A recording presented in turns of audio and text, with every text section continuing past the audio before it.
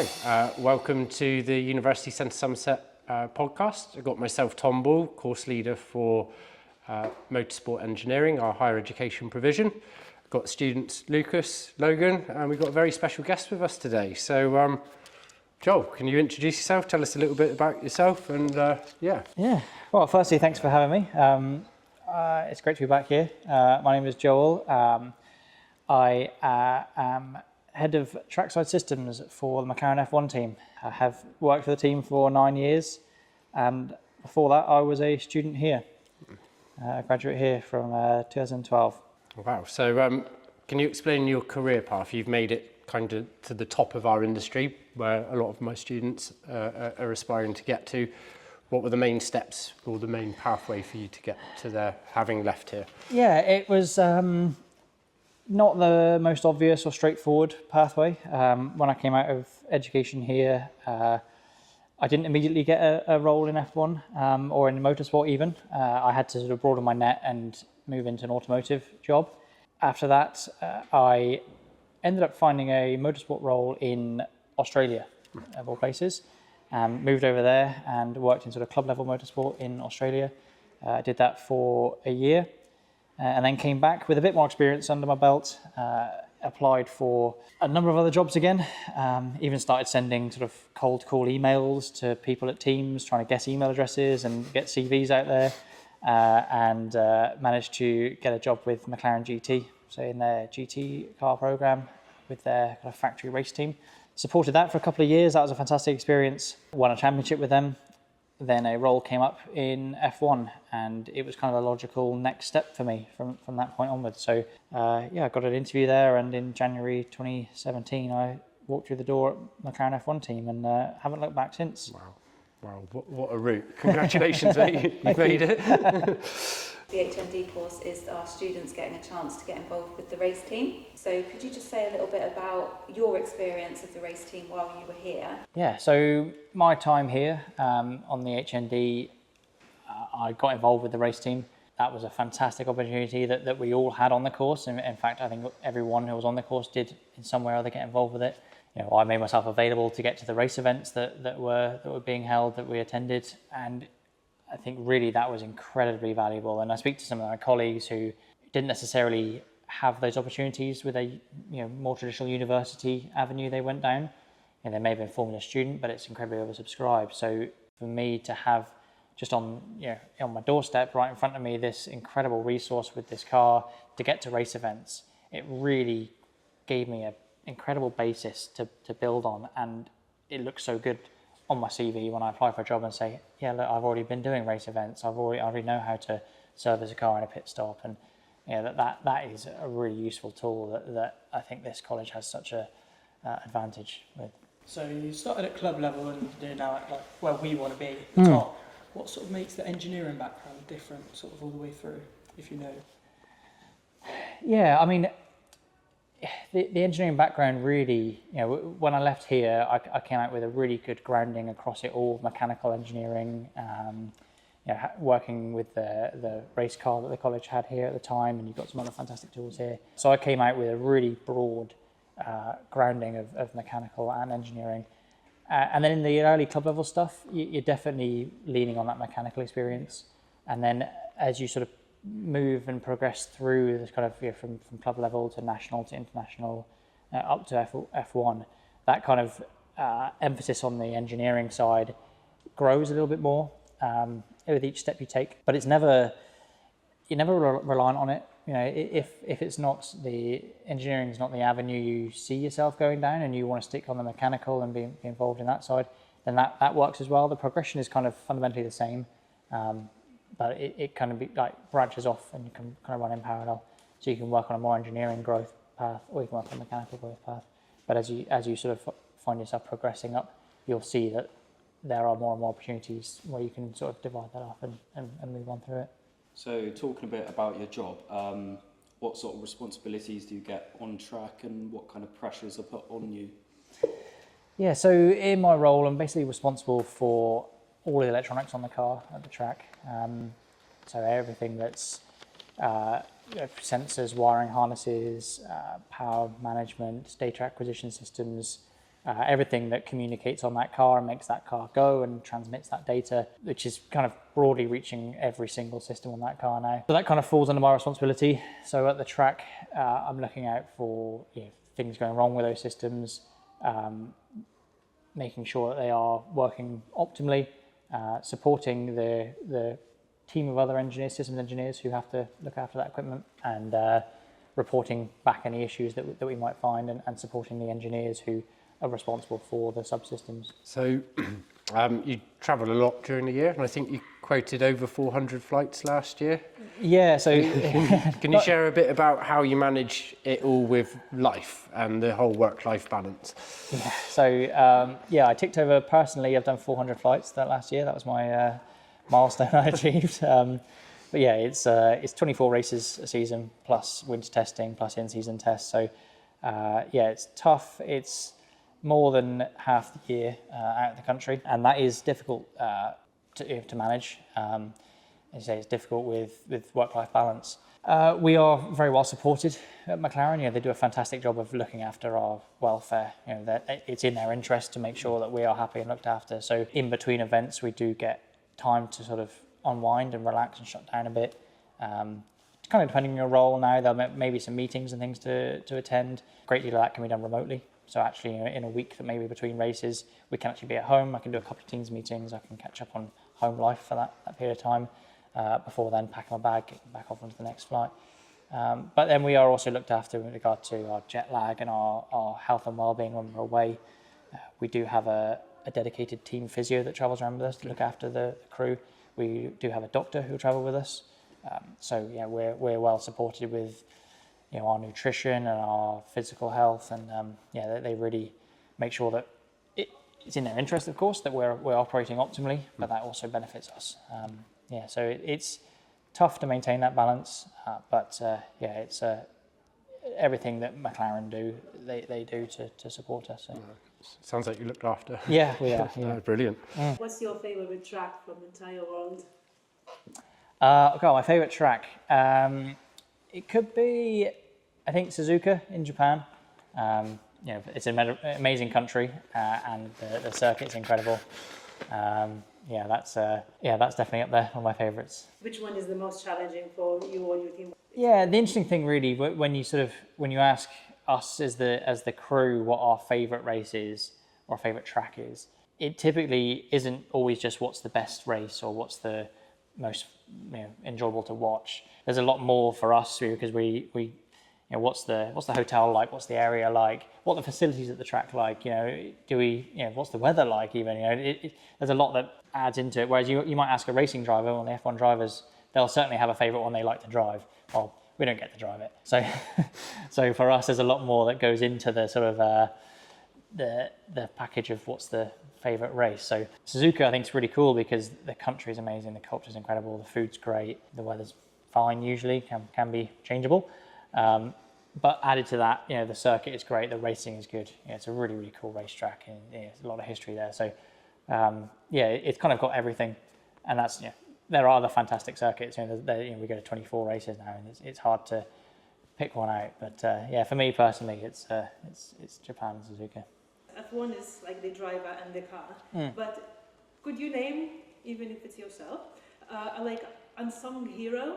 Like people don't know about necessarily, but like the silent person who makes it all happen. Is that the guy behind the screen? Oh, God, yeah. No, I'd love to say it was me. No, I mean, to be honest, when we're at the track, there are 60 of us who are operationally critical to getting that car out of the garage.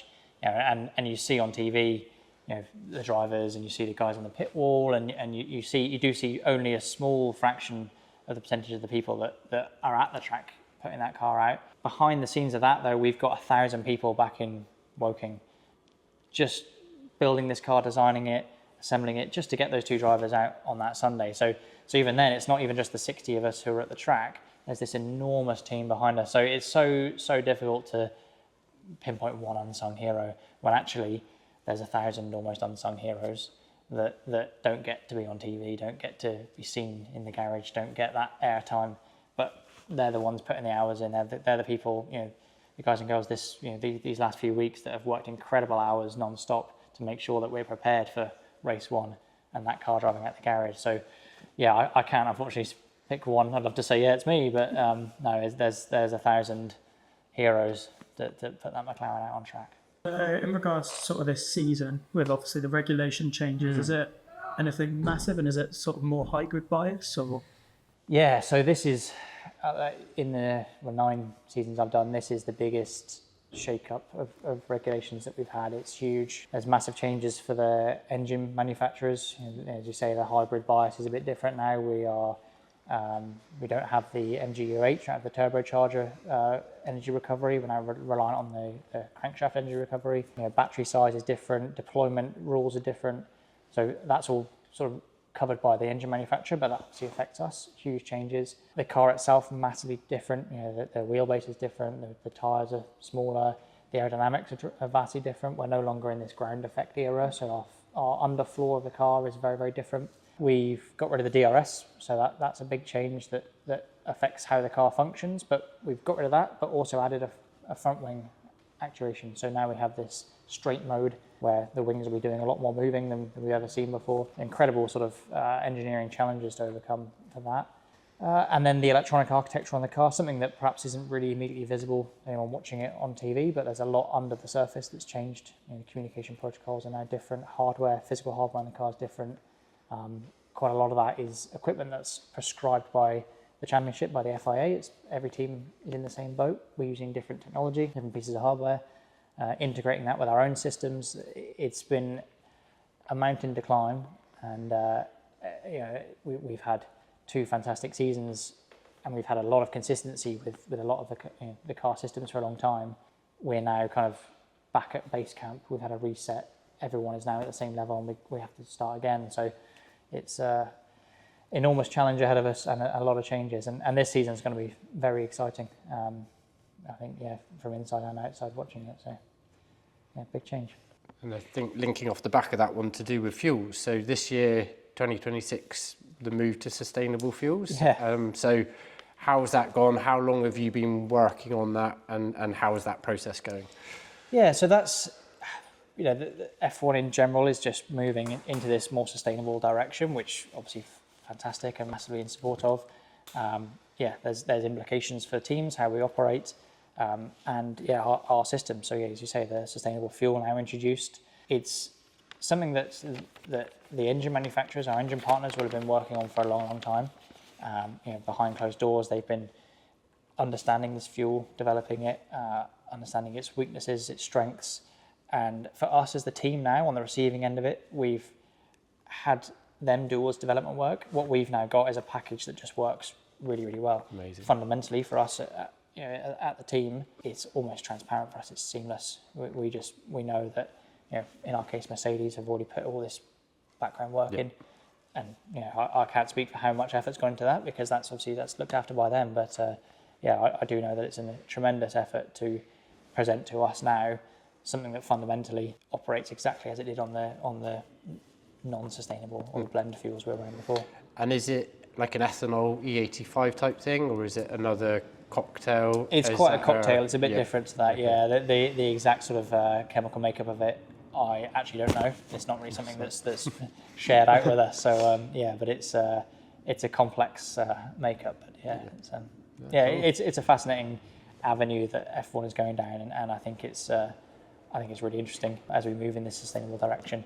There are other elements of sustainability that have sort of come to the fore with F1, and even things like in the paddock, we end up with these fully electric paddocks now. So all of the energy that's supplied to the garages, is from electric generators, battery storage. Okay, so we're not running diesel generators, to supply these things now. So a lot of that is obviously, it's with the times and in the right direction, and it's interesting, and it's quite exciting to be part of it.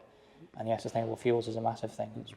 Just to see that sort of technology develop and hopefully sort of trickle down, pun intended, to sort of consumer level will be fascinating. So. Sounds like a lot of changes, but a really exciting season. Yeah. So amazing. A new challenge. For sure. So motorsport in general is quite a prestigious industry, but Formula One's at like the top. So What kind of personal attributes or qualities do you think somebody needs as a person to be able to get their foot in the door? Yeah, I think like you have to have the right attitude, like from the get-go. You have to have, resilience and perseverance to keep going, to get into the door and get into F1, and that attitude, that really speaks volumes. Yeah, it's a very tough industry to break into, but it's, as you say, I managed it. It's possible. It's just it needs commitment and perseverance. Sidestepping a little bit from the career, you've got a pretty impressive project car. I know a little bit about it. So for those that don't know, the Caddy, can you tell us a little bit about it? And also, from a project, what was the biggest head scratcher? Like, what was the biggest thing to try and overcome with that bonkers project? Yeah, so... And if I had a hat, I'd take it off to John, 'cause that's it. Yeah, so I've got it's a Caddy, it's a Mark 1 Volkswagen Caddy, which was based on the Mark 1 Golf, the pickup version. The later iteration of the Caddy with a van, but mine was the pickup version. And instead of using the Volkswagen diesel engine that was in that, I've actually got mid-mounted in it the engine from a McLaren 650.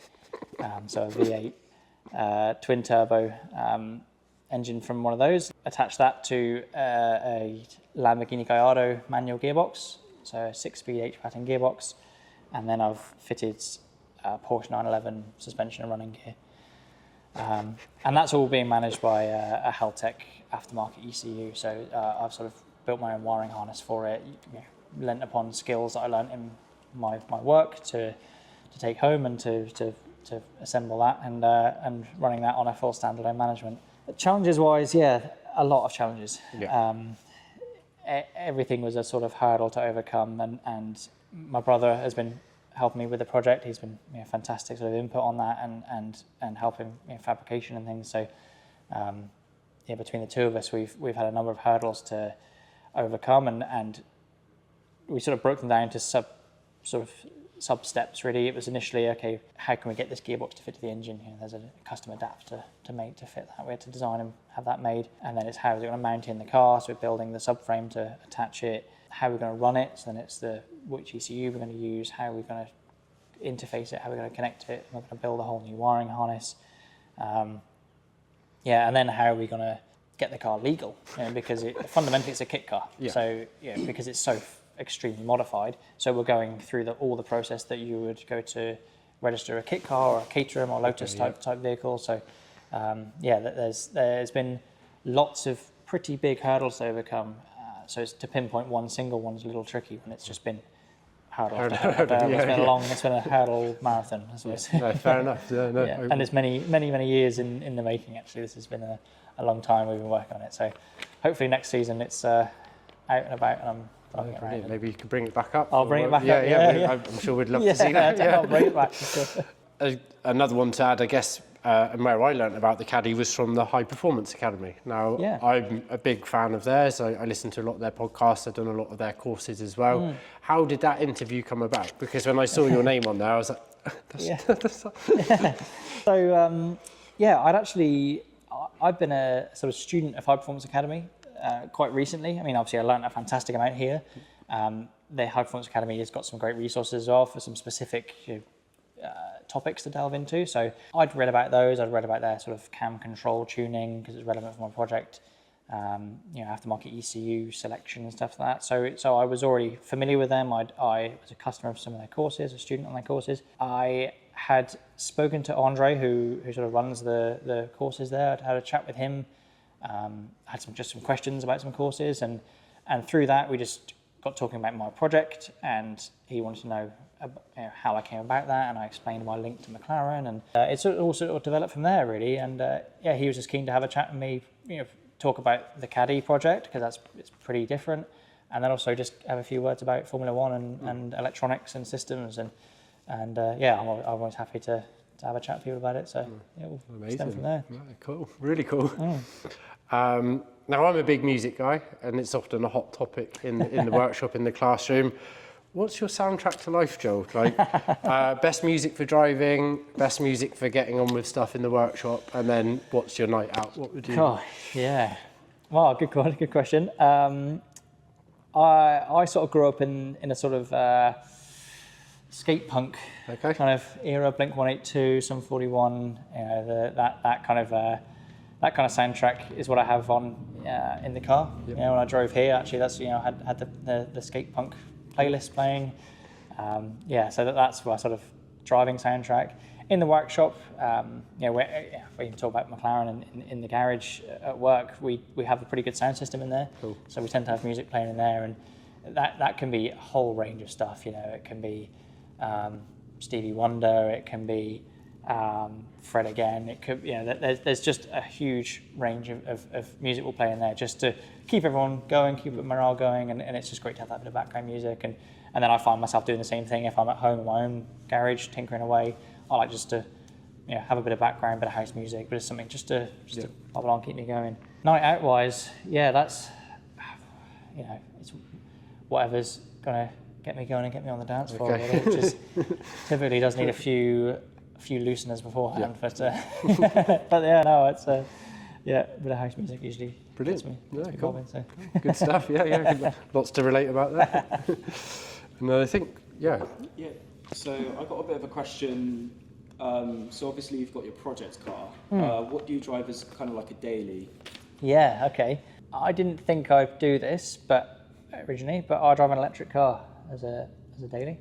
I've got a camper van that I built and sort of put together, but my daily driver is a Polestar, fully electric, and which one might I ask? I got Polestar 2. Cool. Yeah. So it was not something I was a petrol head, so through and through, and really sort of wasn't against electric cars, but didn't really see me driving one. And then through work, we do have a scheme to try and get people into electric cars. So it's a reasonably favourable cost. So I thought, well, I needed a nice reliable car, so I went for the Polestar, and it's really changed my mind about electric cars. It's four-wheel drive, it's incredible horsepower and torque just instantly. I've taken people out as passenger in it, and it's blown their mind. It redefines acceleration, really. Like, I've driven some very fast cars. It lacks the emotion, with no engine running away there. But you, as a tool to commute around in and to get around in, it's a lovely thing, and I feel like I'm being kind to the environment, even though then I go away with Formula 1 racing, and I think it's warranted with the twin turbo V8 caddy pickup. Yeah, exactly. I've got that in the garage. I went through a similar thing recently, going from the big rowdy Nissan to the Lexus daily to the hybrid, so not quite full. But I do like the Polestar. So. It's a very nice car, to be fair, and it's strange. I go back a few years, I never thought I'd see myself driving one, really, because I just thought, oh no, I'm a petrol head, I don't want to drive an electric car. But it's lovely, and gets me around. So. Yeah, definitely one of the better choices in electric cars. Yeah. So you've obviously done the course that we're doing now, one version of it, and now you're at where we think is the pinnacle of motorsport. What's the best advice you could give to someone like me going through it all now?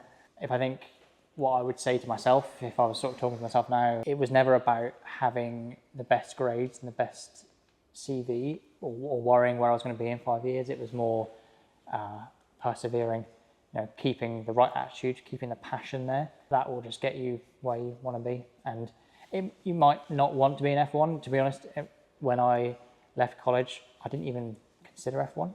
I wanted to work in motorsport. That was always my goal. So I just wanted to focus on doing that, and it just, because of my passion and my persistence and perseverance, the kind of avenue led me here. Brilliant. Wow, Joel, thank you ever so much, not just for the last however long it was, but for spending the time with us today. Yeah, absolute pleasure. Thank you to the marketing team as well for pulling today together, because we couldn't have done it without them. And thank you, Lucas, thank you, Logan. So, all good. Thank you. Cool. Thanks very much. Cheers.